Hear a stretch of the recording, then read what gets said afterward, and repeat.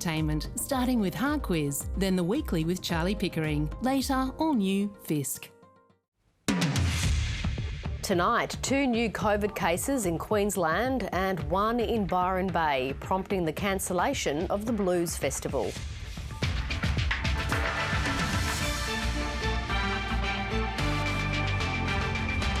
Also tonight, anger over who's to blame for the slow vaccine rollout, while in Alice Springs, Indigenous leaders get the jab. A Darwin man who drove directly into a city bar ordered to stand trial. And a bird's eye view as the Royal Australian Air Force celebrates 100 years of service. Good evening, Eleni Roussos with ABC News. In the past 24 hours, Queensland has recorded just 2 new locally acquired cases of COVID-19. They are a nurse and her housemate.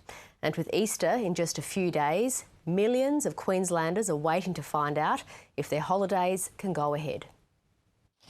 In homes around Greater Brisbane, people are packing and hoping COVID won't ruin their Easter holiday plans. I'm kind of half packed, but then not completely. I figured I'd just do what I can. The Mars are planning a Fraser Island getaway. We all like going to the beach surfing. Today, we have some very encouraging news. Just 2 new community infections were picked up overnight. One is a nurse who works at the PA hospital, the other her housemate. She has the same strain as a patient who returned from India. He was admitted to the infectious diseases ward at 8:30 p.m. on the 23rd of March. The nurse, who had been vaccinated, began her shift at 10 p.m, but never had direct contact with him. Which means that there is most likely some environmental contamination or some aerosolisation of the virus when the person was admitted. The ward has been closed and cleaned. In total, there are now 11 people in that cluster, including another PA hospital nurse and the Hens Party, which travelled to Byron Bay in northern New South Wales. Authorities there are now imposing restrictions after a man in his 20s tested positive, having visited the Byron Beach Hotel at the same time as the women from Queensland. There's probably more to come over the next few days. I think we're pretty naive to think otherwise. A separate cluster involving a PA hospital doctor stands at 8 after testing revealed 2 suspect cases were in fact negative. While Brisbane streets remain relatively quiet, queues continue at testing clinics. More than 33,000 people were swabbed yesterday. That is a massive number. So I thank every single one of the people who came forward yesterday and got themselves tested. That has been critical. The Health Minister among them. She has a sore throat, so she's gone to get a COVID test. So the Health Minister is following exactly her own advice. Most are following the Queensland-wide mask mandate too. 9 a.m. tomorrow is when we find out if the lockdown can be lifted. It all depends on the number of new infections and if they can be linked to the existing clusters. Tourism operators and families are holding their breath and crossing their fingers. If we see very good testing rates across Queensland and we don't see any unlinked community transmission, the signs for Easter are looking positive. Jessica Van Vonderen, ABC News. A major music festival in New South Wales has been called off for the 2nd year in a row because of coronavirus. Blues Fest in Byron Bay was cancelled late this afternoon, less than 24 hours before its gates were set to open. It comes after a New South Wales man tested positive to the virus. He was at the same Byron Bay venue as confirmed cases last weekend. The cancellation has been met with disappointment by festival goers. We got in there all right, but then they about to set up and they said that it's been called off, we have to go. So try and find somewhere else, I suppose. Organisers say they're heartbroken and are hoping to reschedule the event. The latest COVID outbreak has sparked an extraordinary political feud over the vaccine rollout. There's been claim and counterclaim over who's to blame for the slow rollout. It comes on a day where Indigenous leaders in Alice Springs were rolling up their sleeves to allay fears about the vaccine. Confronted with criticism about the slow rollout of the vaccine, the Prime Minister didn't want to join the conversation. Not interested in people who want to play politics with vaccines and distribution. Too late, because two of his cabinet ministers were out hard, accusing states and territories of stockpiling vaccines rather than inoculating. Say once again to the states and territories, second dose is there, is available, so please roll out those stockpiles. If you haven't done your job, own up to it. Lead. That's what we're saying to them. And when you've dropped the ball, put your hand up. And if you need help, we'll help. The response was swift. An orchestrated attack by Morrison government ministers against the states and territories, and it really is quite outrageous. If you don't know you're getting them, you can't plan to deliver them. I really find this very offensive.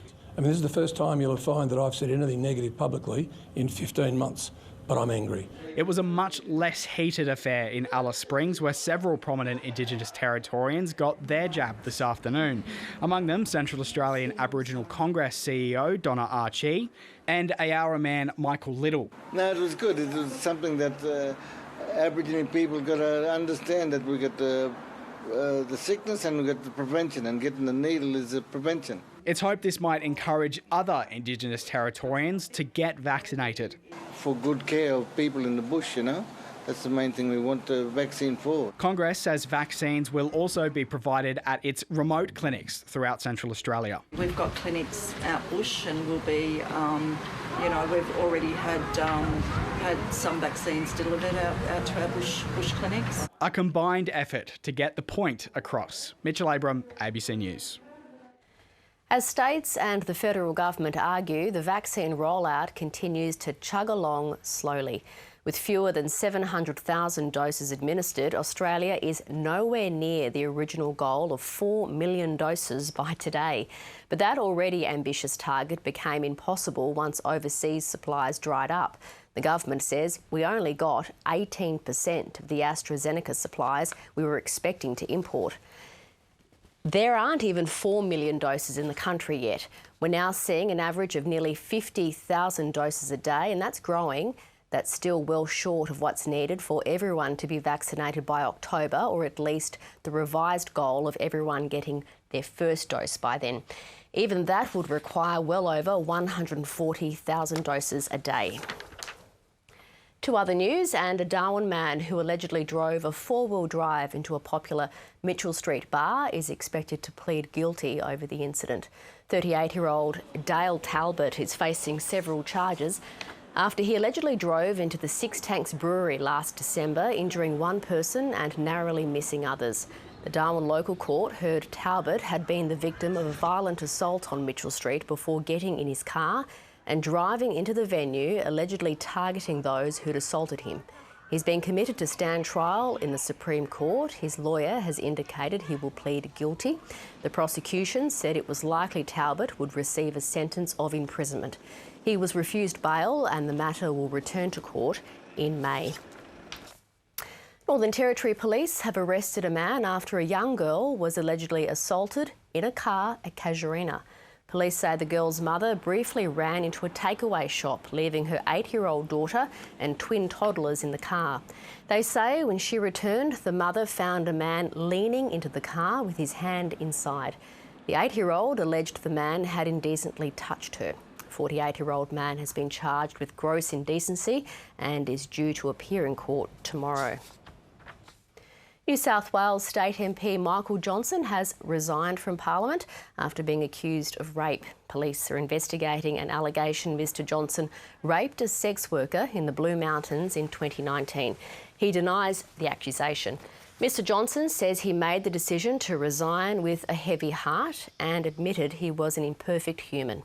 Government leaders have welcomed his resignation. I'm very relieved. That is a good outcome, and of course we look forward to moving forward. Yesterday, an ABC investigation revealed the former Nationals MP offered the woman $1,000 to attend state parliament for sex. He also sent her lewd text messages while Parliament was sitting, as well as an obscene video. Federal Labor is promising to make electric cars cheaper and bring down power bills. The promises came as Labor wrapped up its 2-day national conference that will help guide its approach to the next election. Here's political reporter Matthew Doran. You're hopping in the driver's seat. A relatively new leader, keen to steer his party away from the failures of the past. We didn't win the election. Anthony Albanese wants more Australians driving electric cars, promising to cut taxes on the zero-emissions vehicles to get more of them on the nation's roads. In a decade's time, you'll struggle to walk into a car yard like this and find something that's not an EV. It's a cautious approach compared to his predecessor's pledge to ensure half of all new vehicles by 2030 were electric, which was met by fierce coalition campaigning. We are going to stand by our tradies and we are going to save their utes. I didn't ridicule that technology. What I called into question was the Labor Party policy and their ability to implement it. Along with a pledge to install 400 so-called community batteries across the country to store excess solar power and reduce power bills for 100,000 households, Labor's policy conference has reaffirmed support for gas-fired energy and coal miners, another nod to the loss at the last election, arguing it's needed to shore up blue-collar votes. Those workers didn't trust Labor with their future. Labor took a bumper book of policies to the last election, some of which proved to be a turn-off to its traditional base. By the time Australians next go to the polls, party sources say Labor will have fewer policies and be more attuned to aspirational voters in outer suburban and regional areas as it tries to navigate a path to government. So that good driving, that's why they made me Transport Minister. And he wants a promotion next time around. Matthew Doran, ABC News, Sydney. Still to come this hour, should retirees be forced to spend their nest egg? Reverse mortgage to a degree has been my saviour. People are concerned they might outlive their savings and ending up leaving large balances as inheritances. So it's all right to blow your money, but don't give any to your kids. Also, popular entertainer Kamal on the jokes that made him the punchline. That's coming up. As protests continue in cities across Myanmar, there's also a flashpoint on the border with Thailand. Thousands of people have been trying to flee from the southeast Karen state after the military bombed areas held by ethnic armed groups. Southeast Asia correspondent Zoe Ford reports. After being turned back by Thai border authorities twice, a boat carrying injured ethnic Karen people from Myanmar is finally allowed to dock. Thai medics rush to help and bring each of the refugees to a local hospital.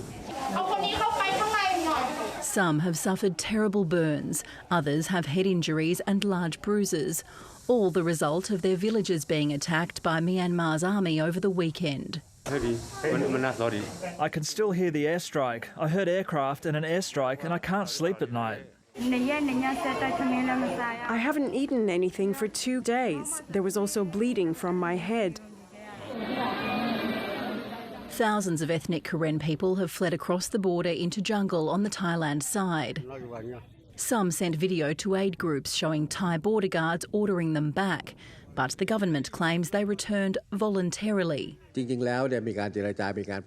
asked them if they had any problem in their area. When they said no problem, we just asked them to go back. We didn't point guns in their faces. We shook their hands and even wished them well. Most of the Karen refugees are now back in Myanmar, but with more airstrikes reported in their villages, they're staying put in the jungle for now. If the tension rises, the province will set up an ad hoc centre to assist those seeking refuge from the unrest in Myanmar. The armed wing of the Karen National Union claims the military is advancing on all fronts and it will defend its territory. A warning that more conflict is coming and Thailand may soon see the trickle of refugees become a flood. Zoe Ford, ABC News. Military planning is well underway for a new defence unit dedicated to protecting Australia's assets in space. But the Chief of the Air Force has conceded this country is several years behind as other nations jostle for supremacy in the final frontier. Here's Defence correspondent Andrew Green. Australia's newest deadly weapon already has a long and controversial history. Despite recent concerns emerging from the US military, the Joint Strike Fighter still enjoys strong support from the top brass here. My advice as a professional aviator to the government is that the F-35 is the right capability for Australia. While the RAF celebrates its first 100 years, Parade! General salute! Presents! Up! the Chiefs firmly focusing on the next century of challenges, particularly the final frontier of space. We're probably about 3 or 4 years behind where I would rather be at the moment, but we're catching up quickly. The global contest for space supremacy is intensifying, and in Australia's self-described space capital, there's no disguising it's a case of beam me up, Scotty.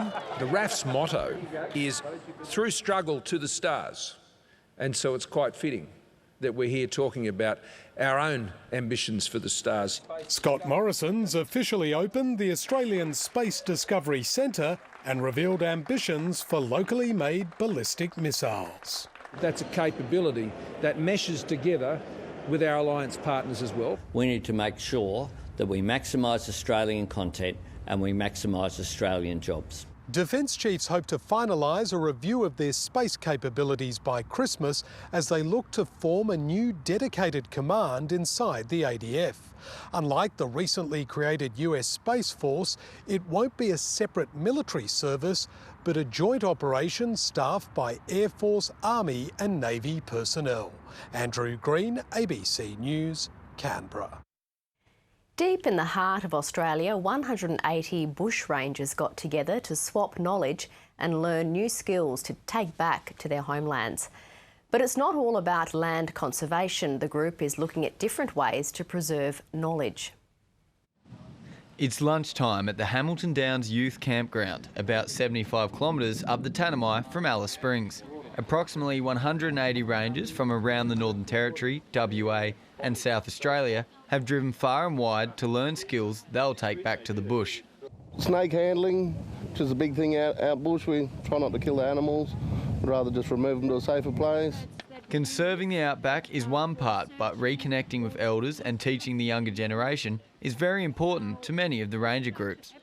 Sometimes go to schools, like do a activity with the kids, and we do like presentation with them and take them out day trips or camping, and we do much like activity like bird survey, water monitoring, cleaning up the waterways. And they say the same thing, I want to be a ranger. We help the elders to get back out to places they haven't been to since they were kids, encourage the kids to come out and teach them Western knowledge as well as keeping up their cultural knowledge. And there's an additional skill they're learning. This year we're trialling a new course which is aimed at developing media skills in the Rangers, utilising accessible technology, so doing filming and sound recording using tablets. And the importance isn't lost on the students. Get new generation, new future to pass the knowledge, and we got to pass it on and teach little kids. The annual Ranger Camp is in its 14th year, with courses spanning from side-by-side operations to the latest edition, videography. And that's so these young rangers can tell today's stories tomorrow. How you came to be a ranger? Hugo Ricard-Bell, ABC News, Alice Springs. Young people with disabilities can find it tough to get work, particularly in areas that interest them and pay reasonably. It's one of the many issues the Disability Royal Commission is scrutinising, but over the past decade, hundreds have been helped by a unique not-for-profit organisation. More from Disability Affairs reporter Naz Campanella. The style and the colours, and I love it, and it's so beautiful. Working in the fashion industry is Stephanie Trintran's dream. The 21-year-old from Western Sydney who lives with autism struggled to get training and work until she came to not-for-profit organisation Avenue. The best thing working here are teamwork, learning new skills. I did some stock take where I had to sort all the sizes to see how many we had in stock. Stephanie is one of more than 300 people with disability working for Avenue. Participants are funded through the National Disability Insurance Scheme. Avenue was established 12 years ago when the O'Reilly family saw their late son and brother Shane, who lived with cerebral palsy, struggle to get work. He saw himself as leaving school, unlike his older siblings, going out and working. But for our family, it was a real shock to discover when Shane got to the end of year 12 that society didn't see him in the same way. Avenue now has more than 25 partners. One of them is fashion label Yevu.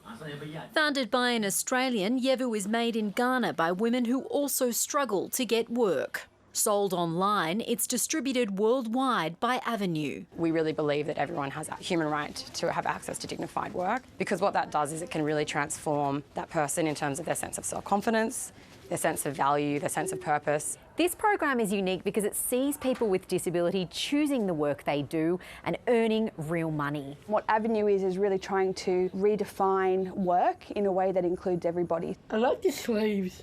Providing much-needed jobs for people keen to work. Naz Campanella, ABC News.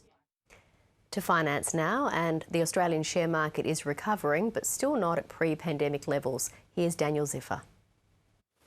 We do this every day, but what's important is the way the economy moves over time. As we end this quarter of the year, the value of the ASX 200, a basket of the 200 biggest companies on the stock exchange, is up 3%. But it's still down 5% from its record high of February last year. Across the economy, there's a lot of recovery to go to get back to even where we were. Locally, shares in energy company Santos fell after it announced it would spend almost $5 billion opening up a gas field 300 kilometres north of Darwin, so in the water. It's for the export market, and it's the same plan paused a year ago.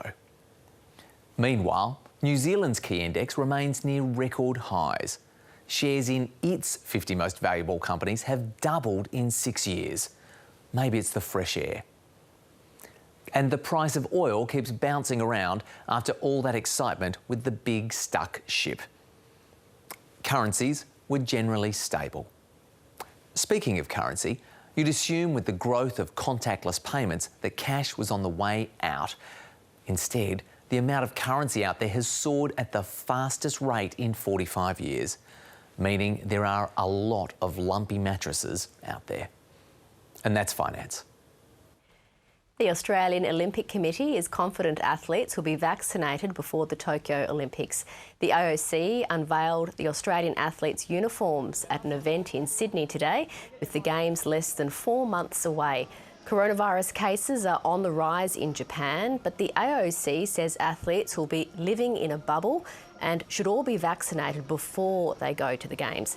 The athletes have been told they won't be jumping the vaccine queue, but say they feel safe.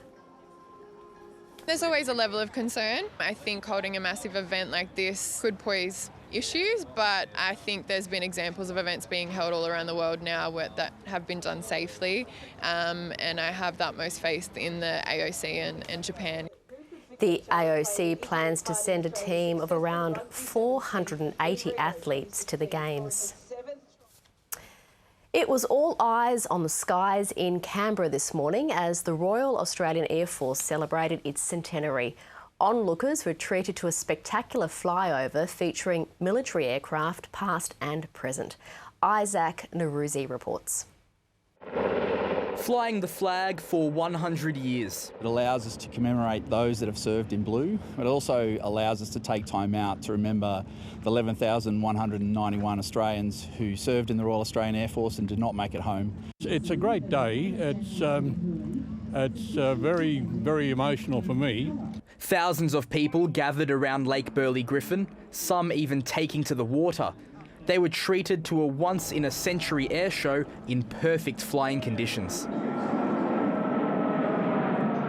It was amazing, and I think it's one of those things where the big kids and the little kids thoroughly enjoyed it. More than 60 aircraft, past and present, took part, including the Hudson, Second World War planes like the Spitfire and Silver Mustang, as well as stealth fighters. Culminating in a jaw-dropping performance by the Roulette's aerobatic team.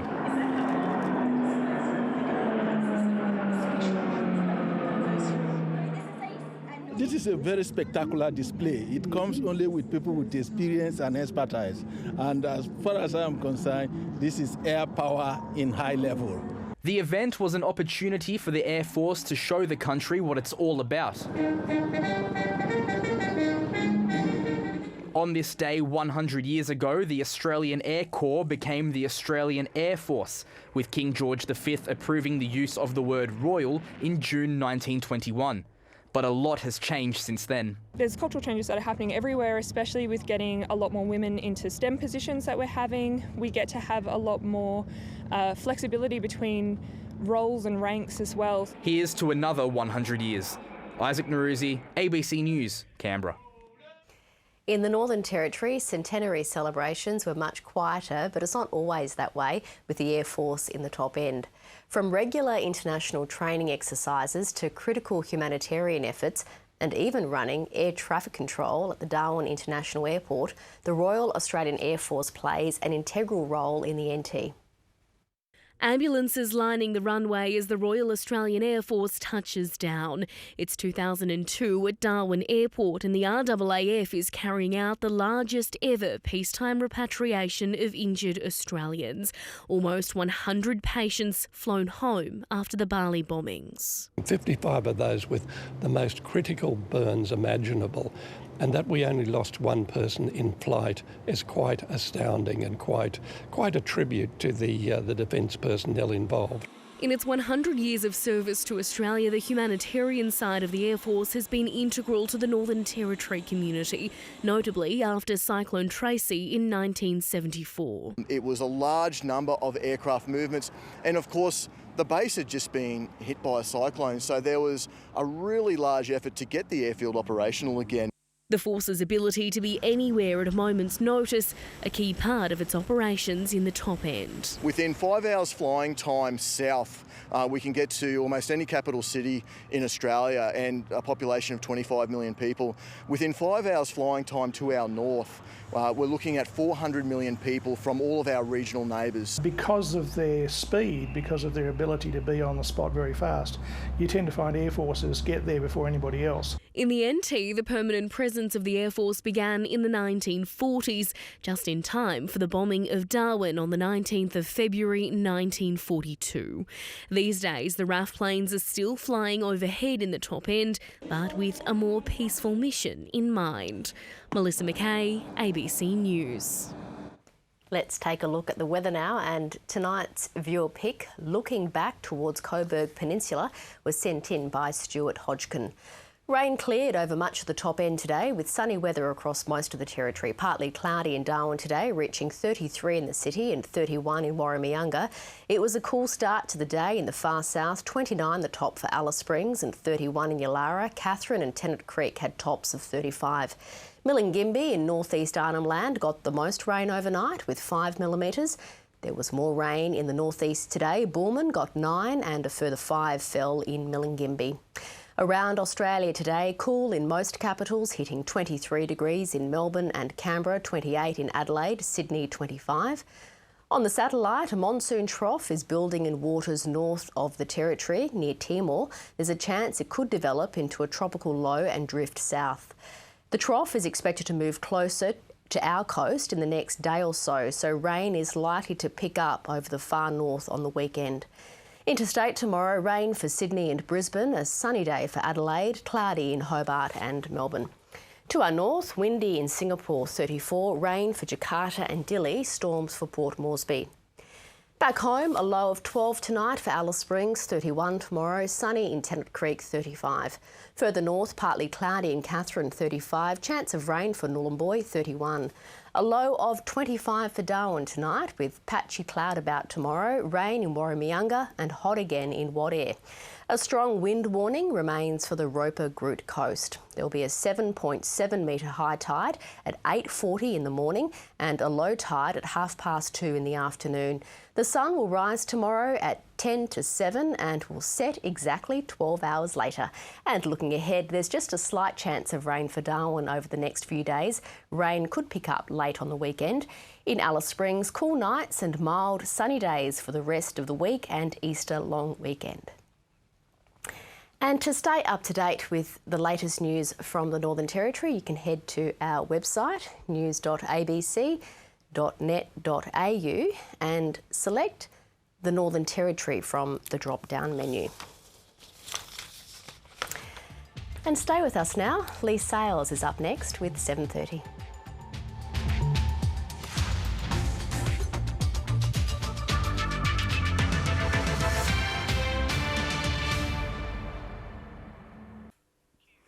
Welcome to the program. Preparing for retirement is hard, but these days being retired can be even harder. With interest rates at an all-time low and share markets volatile and expensive, retirees are having to think outside the square when it comes to their income. Tonight, Alan Kohler has part 3 of our retirement special, produced by Laura Francis and Chris Gillette.